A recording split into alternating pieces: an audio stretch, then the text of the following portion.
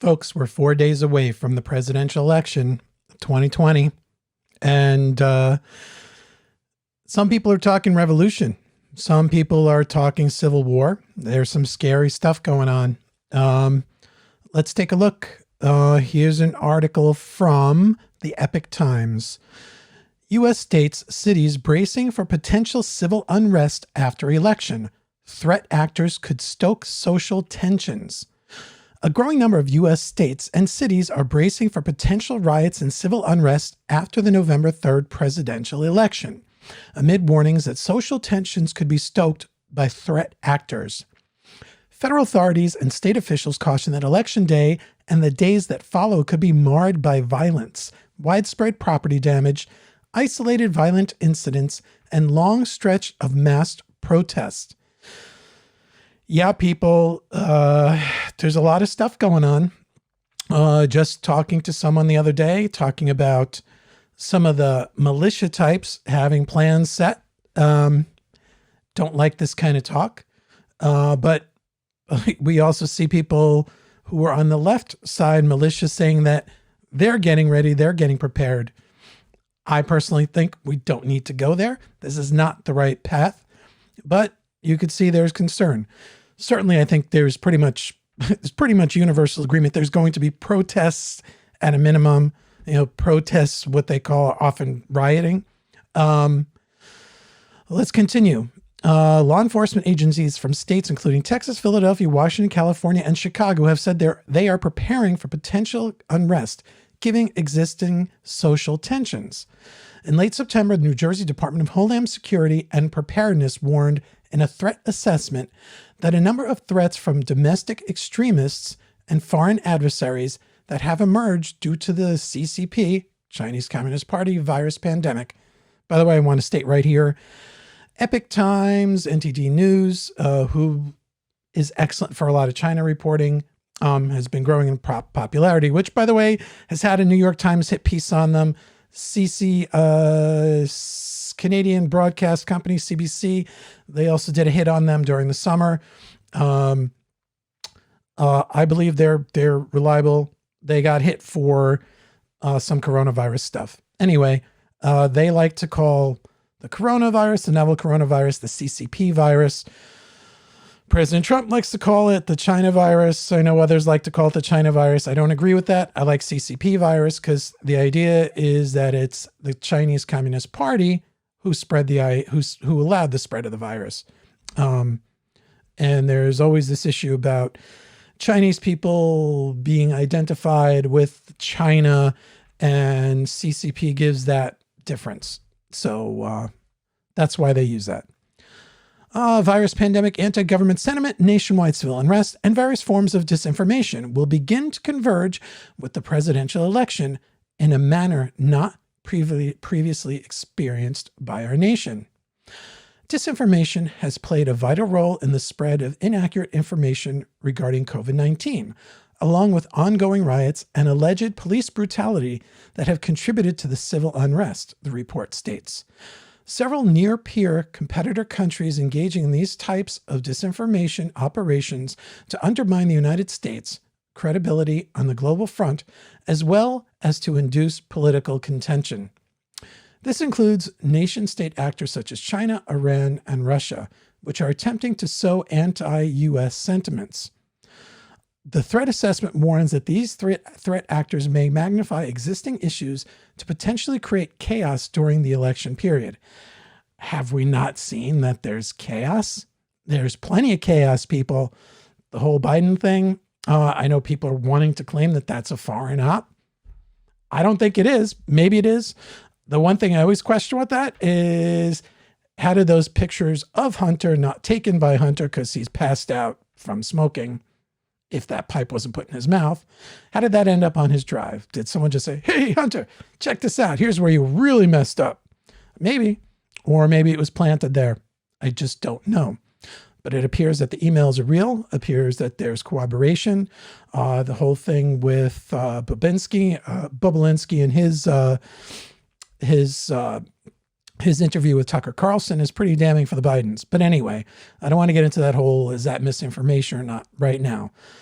The problem is that we have a lot of issues going on, and people are worried about unrest.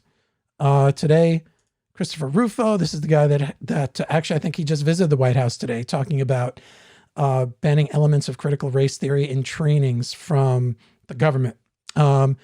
Anyway, he posted today, luxury shops in D.C. are boarding up in anticipation of the election. Yeah, so there's a sentiment amongst people who have money and things to lose that, yeah, you need to board up. I mean, let's look at the riots that happened in Philadelphia this week. The riots, the looting over something where, I don't remember the gentleman's name, but he rushed the police with a knife. It's a little unclear from the video that was out what happened at the time of shooting. But it was enough to prompt a riot, a series of riots and looting events. Will that affect the election as well? Does that tamp down, or does that raise up tensions? Does that make more people tense in this country? Is that a great strategy? I mean, maybe it's how people feel. I don't know. But obviously people believe that they need to prepare. They need to board up their businesses.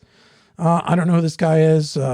This sort of preparation is actually fairly common ahead of national elections in politically unstable third world countries. Right, exactly. It's not looking good.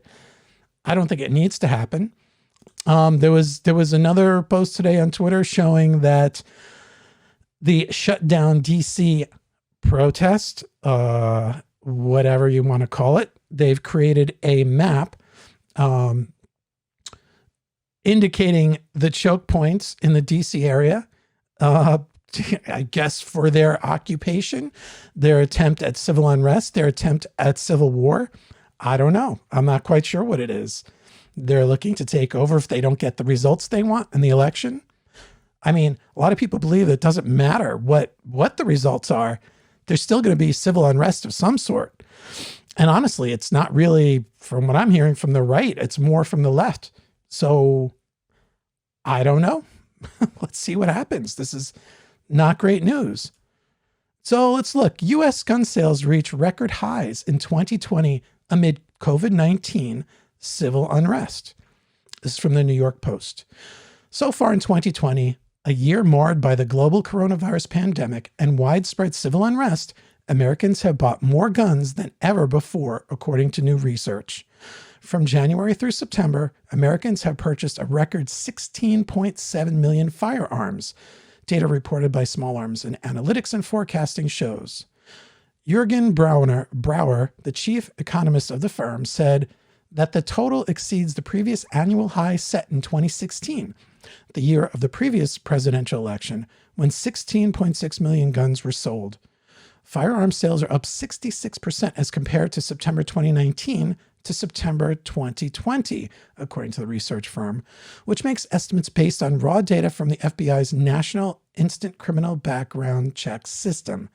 Yeah, so apparently they don't really track gun sales, but they track background checks. So that's how they're determining these numbers. The increase in gun sales in August and September of this year, however, are the lowest since March of this year, when the deadly COVID-19 pandemic worsened in the U.S., prompting lockdowns. Handgun sales continue to comfortably outpace long gun sales, Brower said. The uptick in gun sales for 2020 was largely driven by first-time gun buyers, according to the National Shooting Sports Foundation, a trade association for the firearms industry. So I was always a guy, I never really wanted a gun in my house, and I still kind of feel that way. But honestly, with all the talk, with all the crazy talk, I did get a gun this year. And I know there's many of you out there who have done the same thing. It was a tough decision for me. I really don't like the idea of having, as some people say, an instrument of death inside the house. But, you hope to think of it as an instrument of protection. Talking to many friends, they said, yeah, you know what? Probably not a bad idea this year to do it. And obviously I'm not alone. The The association concluded that roughly 5 million Americans purchased a firearm for the very first time in the first 7 months of 2020, equating to 40% of sales. NSS surveys reveal that 58% of firearm purchases were among African American men and women, the largest increase of any demographic group. Now think about that, folks. That's like 13% of the population is accounting for 58% of the firearm purchases. That's a lot of Black people who traditionally don't like the idea of guns in their house either, buying guns. Women made up 40% of the first-time gun purchases, the association found. Yeah, I mean, protection, family protection is a big issue. If you look into some of the other articles, which I'm not going to get into today, but the Black people worry about the perception of white supremacists. I know a lot of the militant types, they're worried about revolution. A lot of the Antifa stuff that's been happening, that's communist. So they're worried about communist takeover, Marxist socialist, that's what the revolution is. So people are preparing. Sales spiked in March with a record-setting 2.3 million NICS background checks conducted for firearm sales, the NSSF found. Let's take a look at this BuzzFeed News article regarding their thoughts about violence, political violence. This scary statistic predicts growing U.S. political violence, whatever happens on election day. Two researchers claim that a single number they call the political stress indicator can warn when societies are at risk of erupting into violence. It's spiking in the U.S., just like it did before the Civil War. All right, many Americans are clinging to the idea that if Joe Biden wins the presidential election, calm can return to a nation riven by protest and rattled by President Donald Trump's authoritarian rhetoric. I should note that this is BuzzFeed, which is an extremely left media publication, but you need to catch that this is the perception of the left, right? So it's that it's protests. It's not that it's the riots that people are worried about. And Donald Trump's authoritarian rhetoric, which I guess the worst I've heard where people are worried is that they're worried he's not going to leave office if the election results are contested, right? He should just leave even if they're contested is kind of what I think they think. I don't know. That was my read on it. And people worried, Trump 2024, Trump 2028, Trump 2032, blah, blah, blah, blah. Get over it. Ain't happening. All right. Not so fast, caution two academics who claim that they have devised a measure of political instability that show that the nation will still be a powder keg that is waiting to blow, even if a Biden landslide means that Trump has little choice but to step aside. And by the way, I think the map I showed you before is like, if Trump won't leave, which I just think is complete fantasy.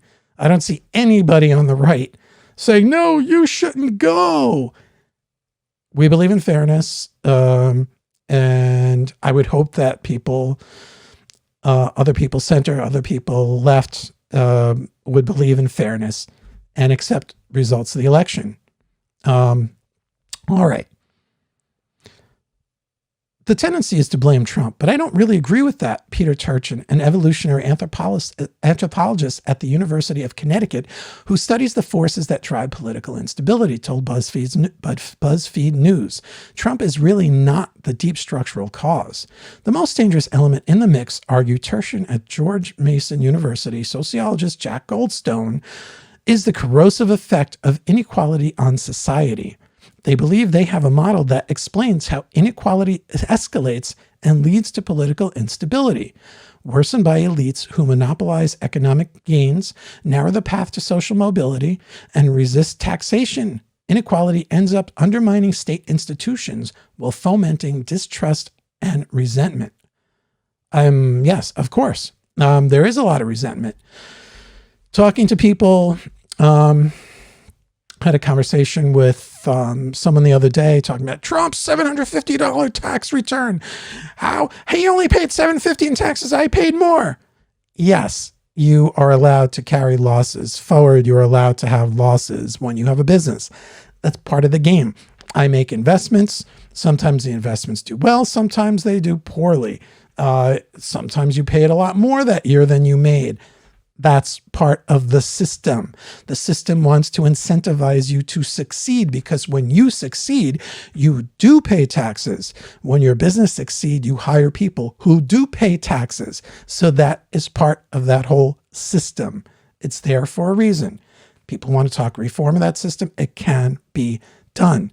But that's the essentials of the idea of people making money from their investments and paying a different tax rate. Anyway, I think social media, I remember years ago there was Robin Leach's Lifestyles of the Rich and Famous. You remember all that stuff? Maybe you don't. I think that starts to lead to some of this resentment. People saying, hey, why are they living better? Now in the social media environment, and people like, with their selfies and all that kind of crap, make it look like you're living a wonderful life. And people say, why am I cut out of that? So it's like it's in your face more, right? I think there's a lot of this stuff where it's in your face, and people are growing more in resentment.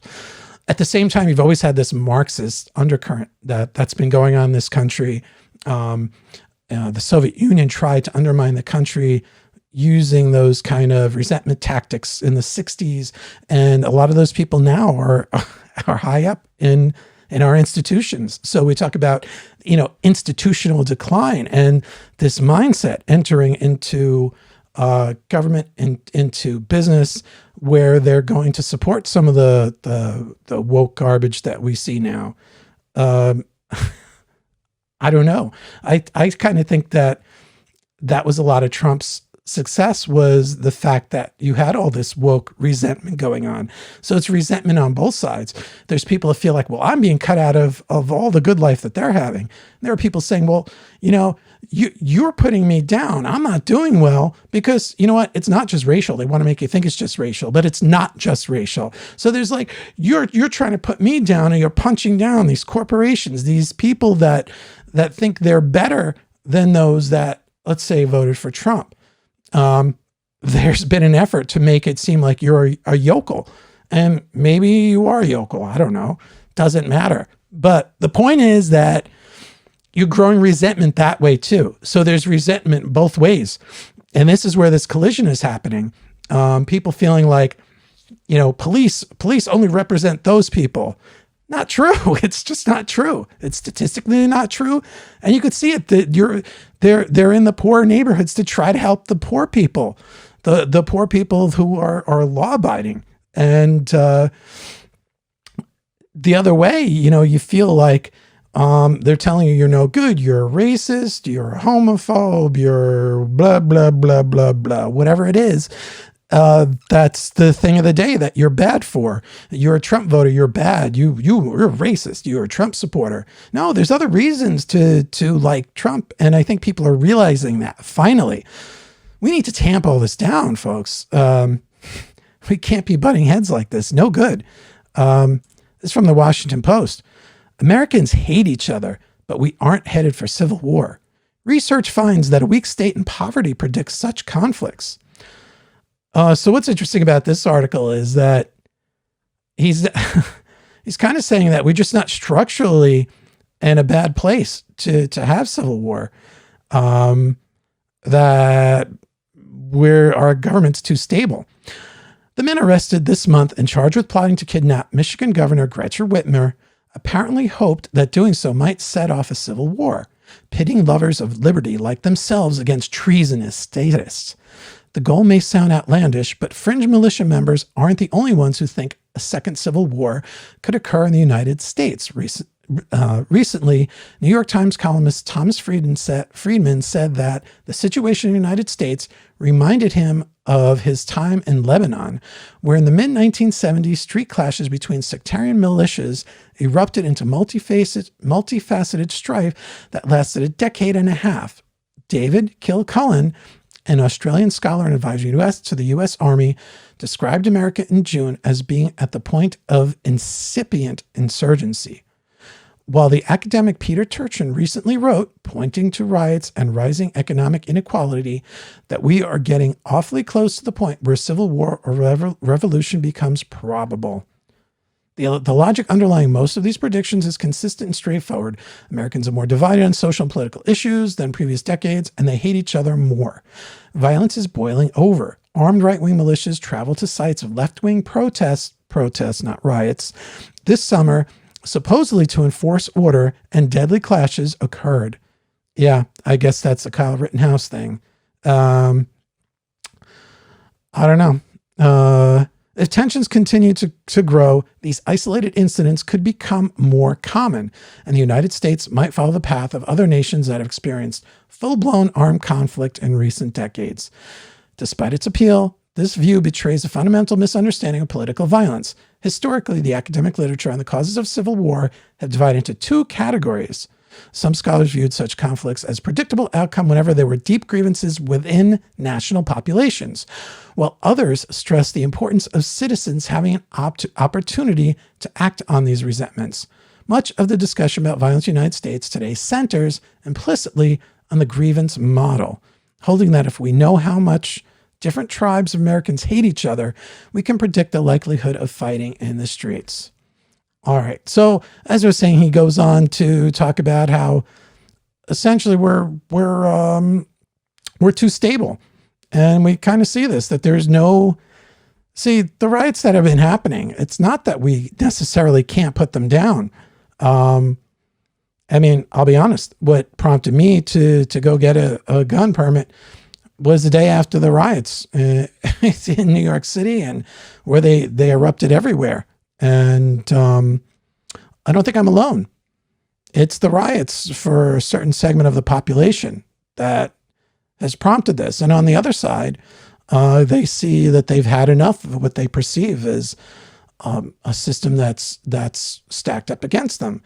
So what can we do, right? So they kind of let, and again, this was happening mostly in Democrat cities, if not entirely in Democrat cities.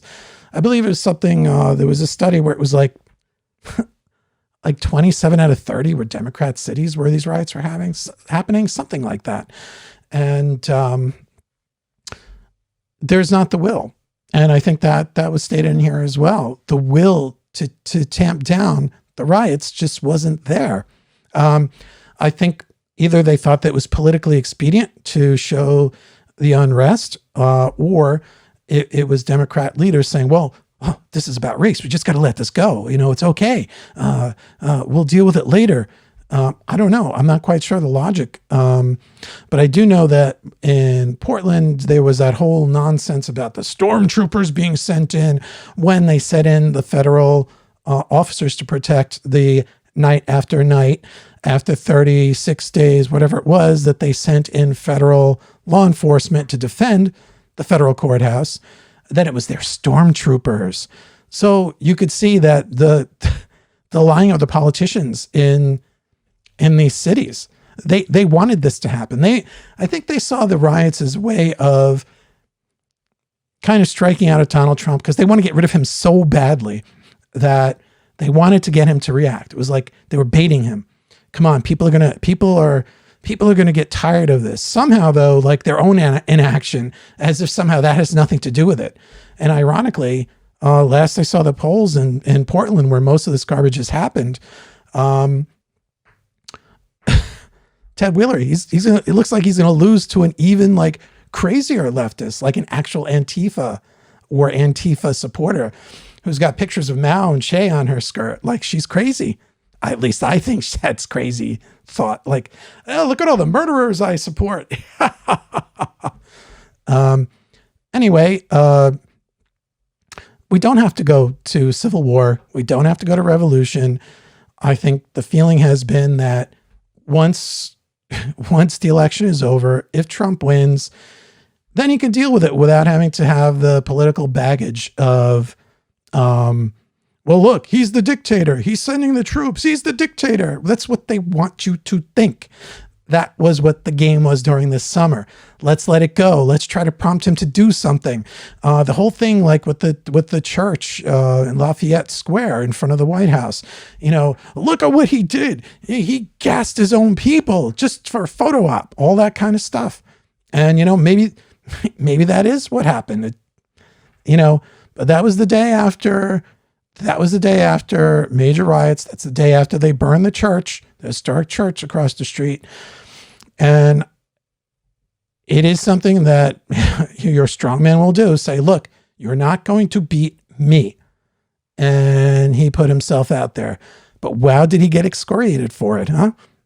Anyway, I think everybody needs to calm down. I think that people need to know that if the political will is there, that the rioting can be put down. It gets to be this trade space of, you don't want to go shooting people, right? The government can't go shooting people. And yet, what's going to be the level of tolerance of rioting, of destruction of property? This notion of you destroy a business. Oh, well, they have insurance. People put their lives into their businesses. You are destroying their lives, right? Now, there's this talk. What's worse? You always hear people talk. Is it worse to be in prison for life, or is it worse to be killed by the state? Which is worse, execution or life in prison? People have argued both ways forever. But, by allowing someone to destroy what you built, it doesn't mean they can't build it again. But it's harmful. And it's for what? It's so you feel good about yourself in the moment. Or like, you saw the looting in Philadelphia the other day where, there was a great Babylon Bee piece that they did where they said, oh, it's a dual purpose that they're doing their Christmas shopping and fighting social injustice. So, that's kind of where we're at, where like, what are you doing? Are you just taking advantage? I think most of these people are opportunists. If you're rioting, you're an opportunist. You're not a protester. If you're looting, you're an opportunist. You're not a protester. And what is mostly peaceful protesting? At what point does that stop? If you were peaceful, and I mean you as a whole group of people protesting, if you were protesting for 23 and a half hours and the other half hour was rioting and looting, that's a rioting and looting event. It is not a peaceful protest event. I'm sorry. You just got marred by the people that you allowed to do that. Anyway, that's my feeling about it. Please, let's try to keep calm as this thing heads in. Let's hope that a lot of this is just garbage. And, we don't have to hate each other. That's another thing I don't agree with. We don't have to hate each other. We can disagree on things, just like the other day, I was talking to a woman in the neighborhood here. We can disagree and still kind of be like, okay, hey, see you later. It's fine. You don't have to be at each other's throats. This notion that you have to is not constructive. Let's try to move forward. We can do this together. No matter who wins, we can do this together. We can move forward. All right. I'm going to leave it there. And thank you for watching. Please hit the like button. Forward this on to people if you think they'll like it, and subscribe. All right. Thank you very much.